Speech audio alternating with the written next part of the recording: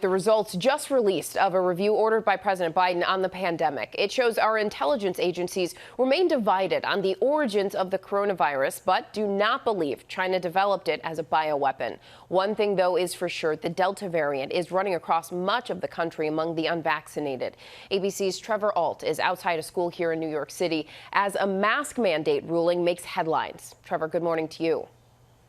Good morning, Janae. So outbreaks in schools are really putting a renewed focus on those mask mandates and CDC recommendations. But the growing concern that's really starting to bubble up is happening inside our hospitals. Across the country, healthcare workers in overcrowded facilities are trying to find different locations where they can send their new patients. But simply put, in many areas, there is not enough space for more sick people. This morning, as 102,000 Americans are in the hospital infected with COVID-19, a new study estimates if you're not vaccinated, the Delta variant doubles your risk of hospitalization. It's so preventable because the vaccine works. And with the Delta variant surging, doctors in Idaho warning they're running out of resources as the state reaches COVID-19 hospitalization records unlike any other time during the pandemic.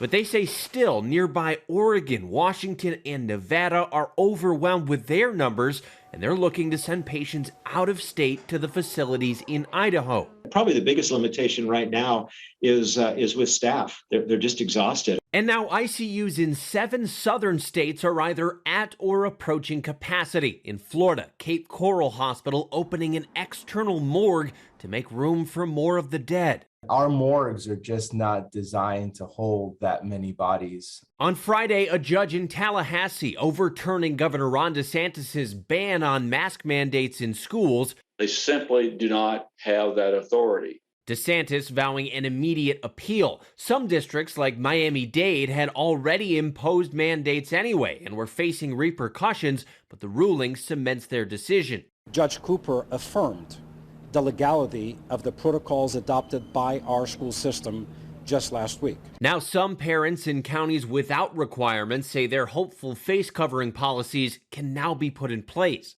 Having that mandate, it will save not just our kids' life, our grandparents, and our lives. The CDC says 50% of American adolescents have now received their first shot. The agency still promoting its recommendations for continued in-person learning despite outbreaks in the classroom, citing one instance where an unvaccinated teacher infected multiple students in the front row. Utah teenager Aby Martinez was a healthy 15-year-old. There was nothing wrong with me. In December, he developed multi-system inflammatory syndrome in response to a COVID infection. He still hasn't fully recovered. What's killing me is that this happened out of nowhere. What else could happen? You know, it's a scary thing. It's real.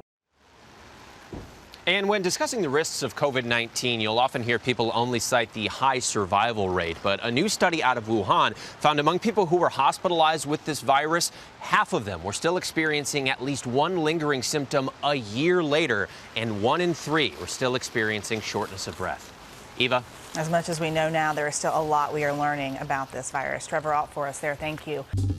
Well, hey there, GMA fans. Robin Roberts here. Thanks for checking out our YouTube channel. Lots of great stuff here. So go on, click the subscribe button right over here to get more of awesome videos and content from GMA every day, anytime. We thank you for watching, and we'll see you in the morning on GMA.